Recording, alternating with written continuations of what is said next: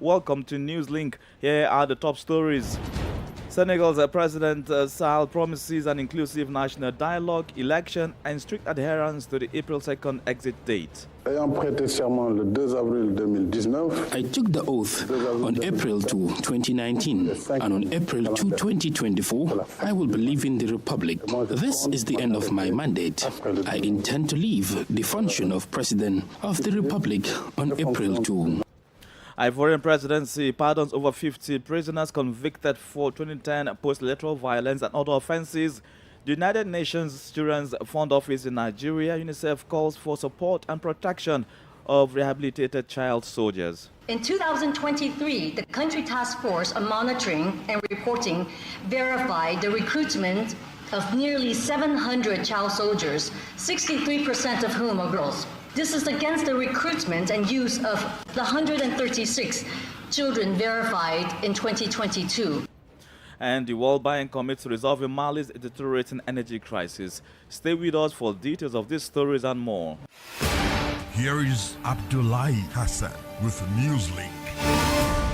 Many thanks for joining us and a warm welcome to our listeners in Gambia, Ghana and Liberia. Let's begin here in Senegal for the latest development regarding the political crisis occasioned by the presidential elections postponement. On Thursday evening, President Macky Sall, in an interview with select journalists, reiterated his call for a national dialogue in the coming days to set a new date for the elections.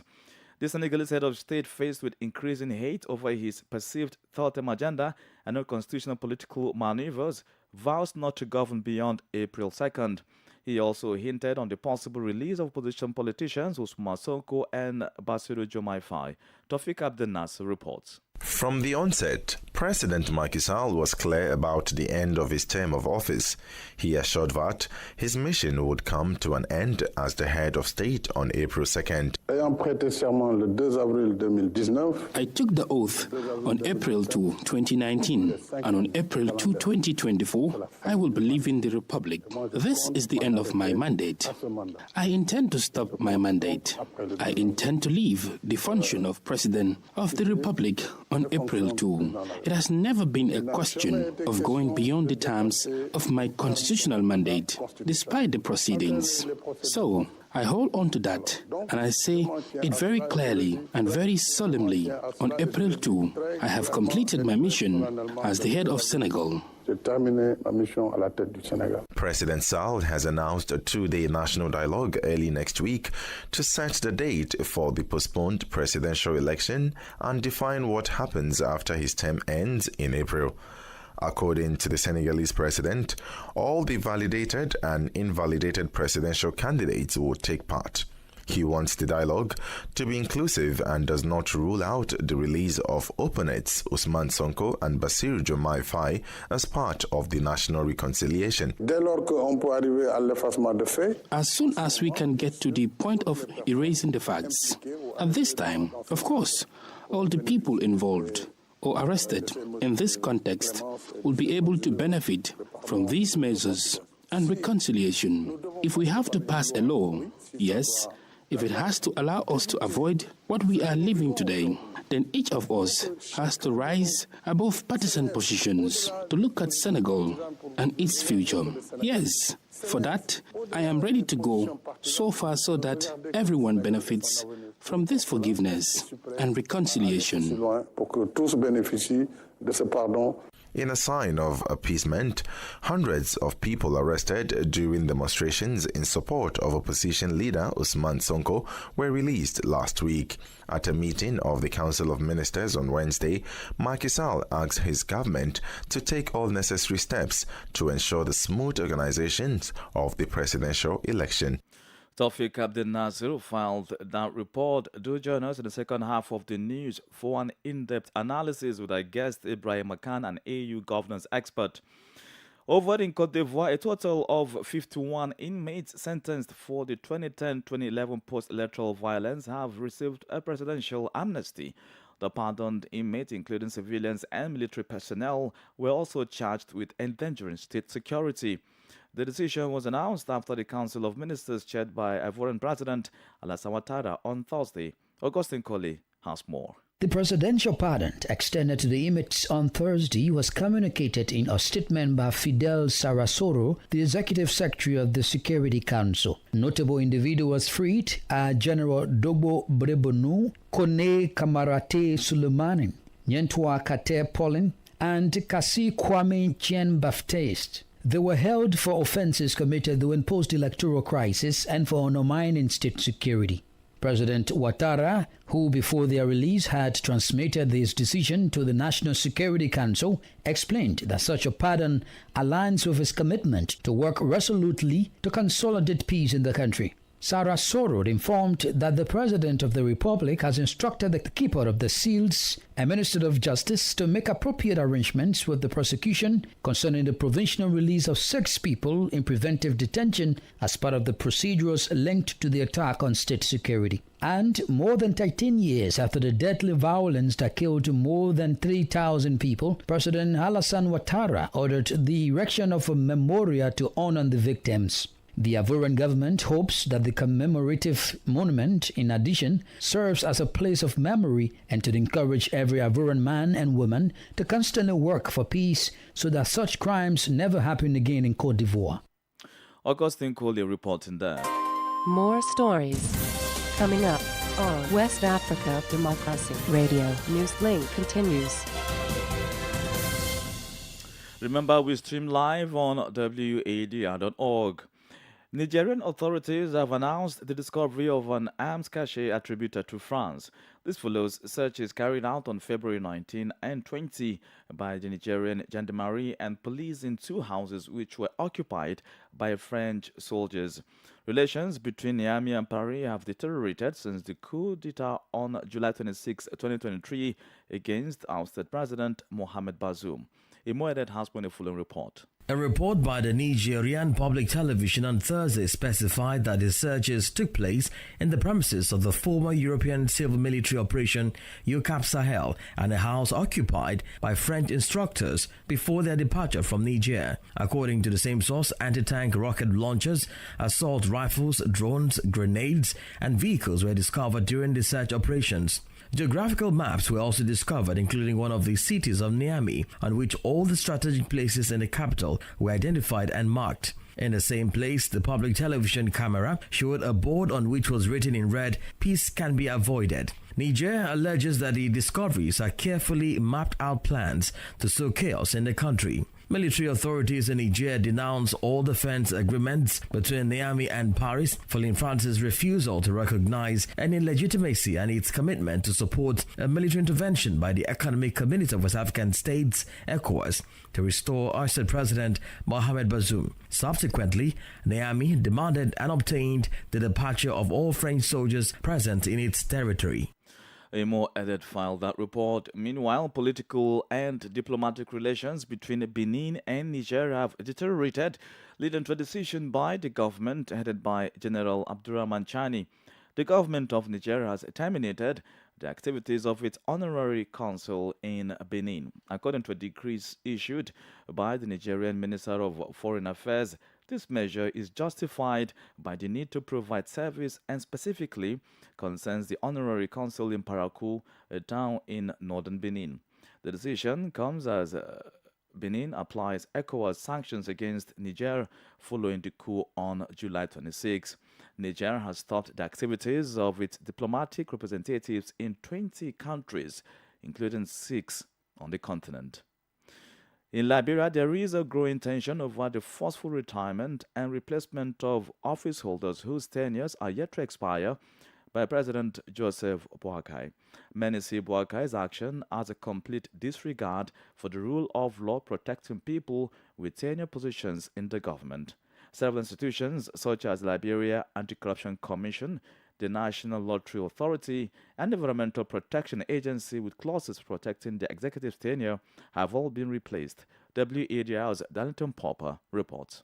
President Joseph Boakai has so far, among others, appointed heads of the Environmental Protection Agency, Liberia Telecommunication Authority, and the National Lottery Authority. Contrary to Boakai's administrative agenda, several civil society groups have described some of these appointments as unlawful, urging for an immediate reversal. Here is Jerry Yakula, program manager at the Center for Transparency and Accountability in Liberia, speaking on the issue at a press conference. Liberia cannot afford a continuation of disregard for the rule of law and promotion of political interests at the expense of our hard-fought and growing democracy.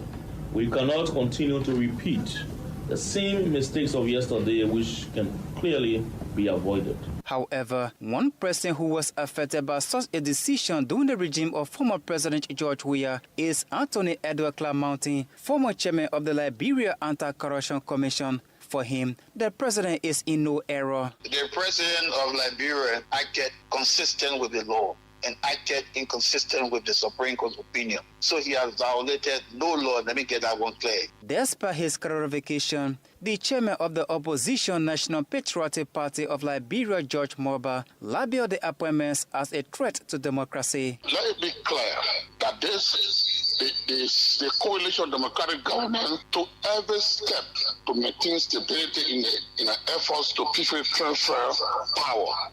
If the legislature that had the power to create agencies, dedicate that authority. While it remains unclear as to whether or not President Baka will recall the appointments, he continues to face criticism from CSOs and political groups for his choice of individuals being chosen to manage positions in the new administration. For Newslink on West Africa Democracy Radio, I'm Darlington Pogba in Monrovia.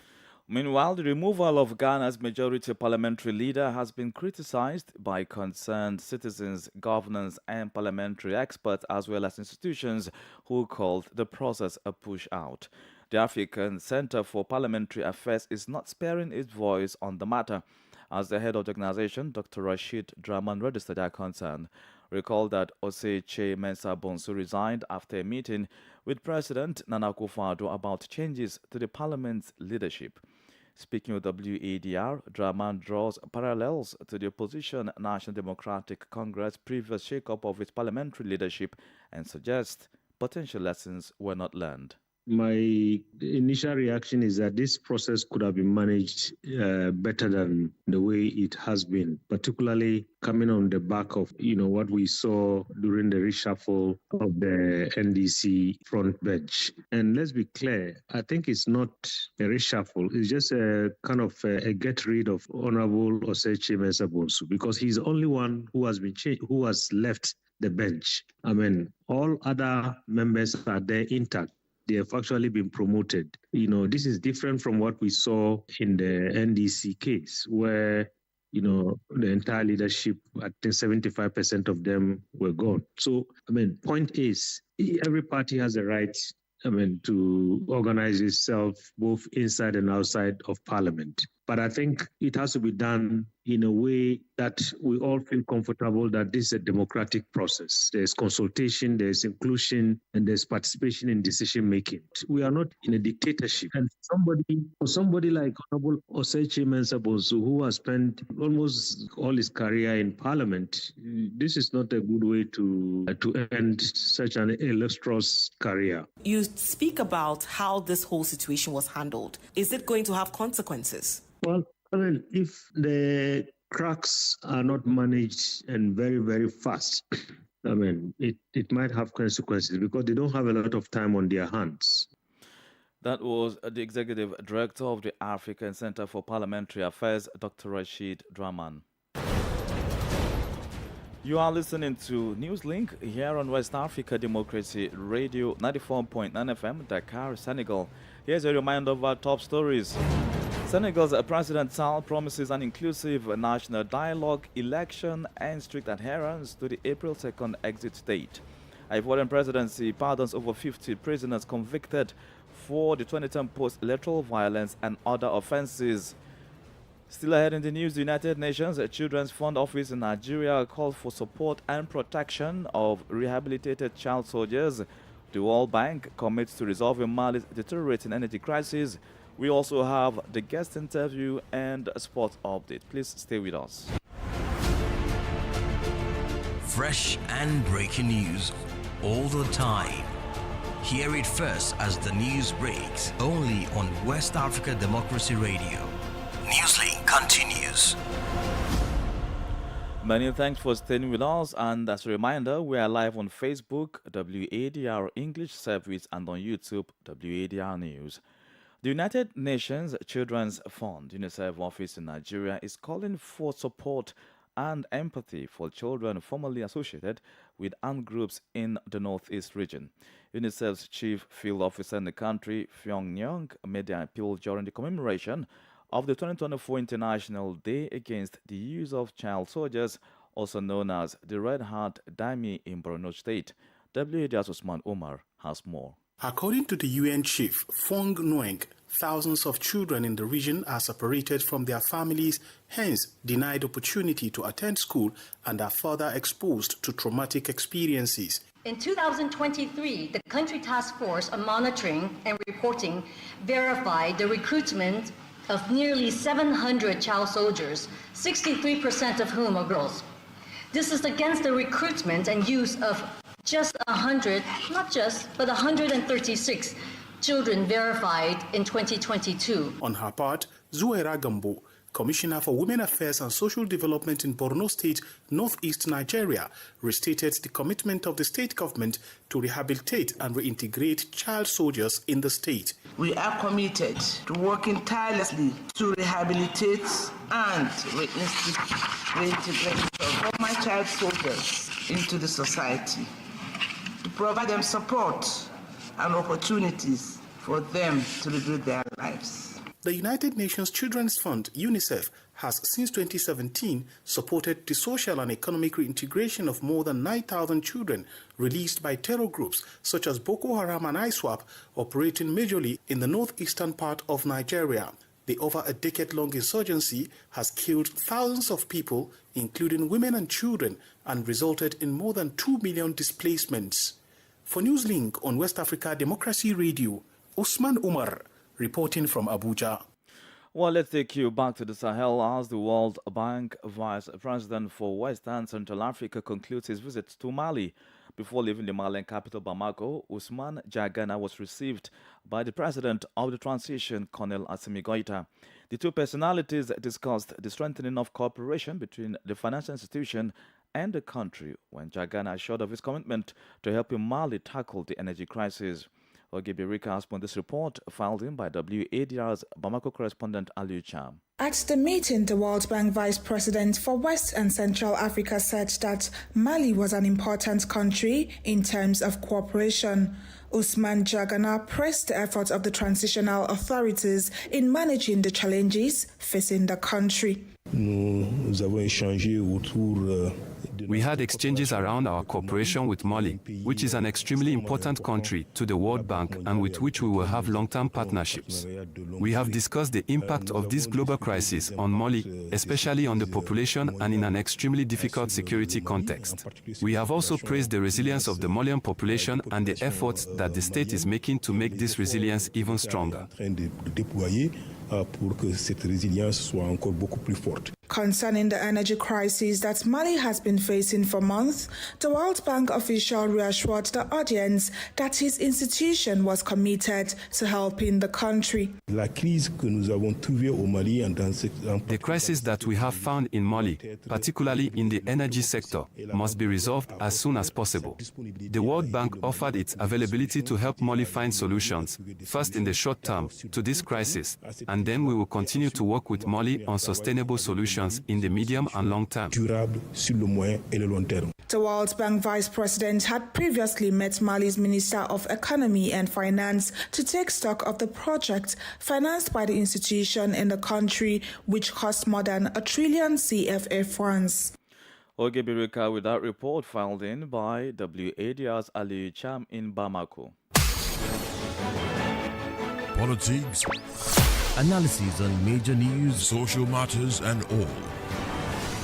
This is A Guest. A Newslink contributor and governance expert Ibrahim Khan joins us on this broadcast as our guest with analysis of President Macky Sall's Thursday media engagement. Khan, familiar with the Senegalese political landscape, sees Sall's statement during the interview as rhetoric and a deliberate showdown to begin an amnesty for himself and his followers after office. Our guest states why his opinion is valid. Last Thursday, when the Constitutional Council made his decision about the unconstitutionality of the bill and the decree, the president was instructed to designate a date for the election and to organize the election, to make sure that elections are organized before April 2, which is the date of his departure. Yesterday, the president didn't answer that question. The president just said that he was referring that issue to a consultation that will take place next week, Monday and Tuesday. And if that consultation is not conclusive, then he will refer back the matter to the Constitutional Council. And I want to add to that the president took a week before telling the people of Senegal what he was going to do with the instruction given to him by the Constitutional Court. You feel President Sall does not necessarily need a wider consultation before he sets a date?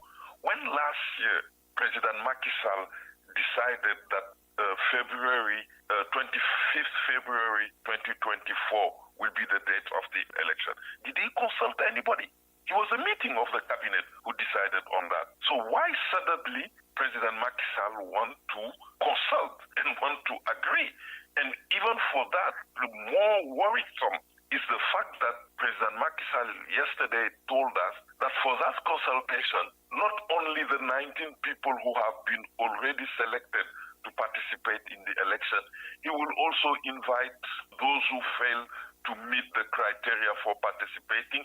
He will also invite civil society organizations, religious leaders, maybe, I don't know, many people who will be attending that meeting. Are we looking at a peace-making dialogue? I mean, do you see Macky Sall making attempts to reconcile with some of the big shots or personalities that he had stepped on over the years before he exits? Yes, I think this is where the problem lies. I think Macky Sall realized 10 hours before the beginning of the campaign that he didn't do something that is very important for him or his followers, was to get a blank amnesty, to get an amnesty for all the crimes and wrongdoing that were committed during his presidency. That, for me, is the most important information of yesterday's conversation. And the president spent the whole night talking about peace, talking about reconciliation, talking about all those problems. Who created those problems? It's not the opposition. Who locked up all the people? It's not the opposition. The people who lost their life, more than 60 people, those who were arrested, tortured, those who were in prison for arbitrary arrest, arbitrary detention. All those people, they are not the one who did that. So now I think that all this drama, to be frank with you, is related to the fact that now that he knows that he has to leave, there should be a kind of take and give. He will go as long as an amnesty is given to his followers and those who committed all the crimes. I'm talking about economic crime. We will see when the bill will be submitted, because apparently it will be submitted next week to the cabinet. We will see the time covered, the period covered by that amnesty, and we will realize that this was one of the points that was put forward. Because look how easily you decide that Sonko will be free. How easily you decide that Jomai Faye will get a bail. All this drama, in my view, was just to get that kind of amnesty. Ibrahim Khan, an AU governance expert. Let's now join Sankule Janko for Sports Update.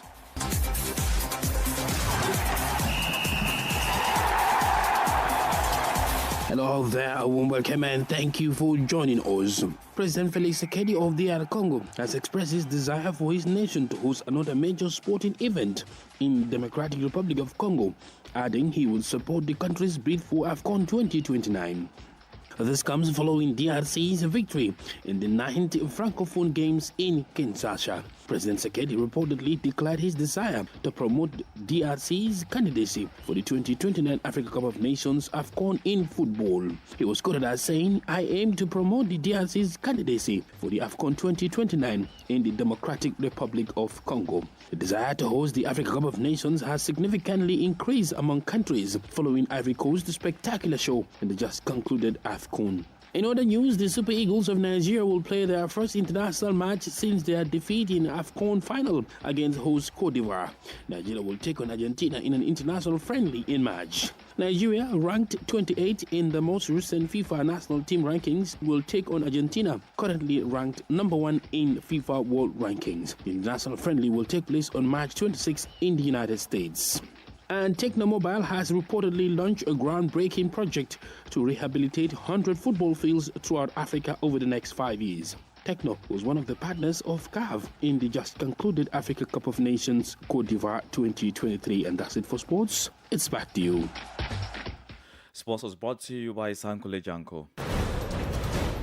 And with that, we've come to the end of this edition of Newslink here on West Africa Democracy Radio, broadcasting from Dakar, Senegal. Thank you for listening, and many thanks to Mustafa Sek and Maojo Juf for the technical assistance.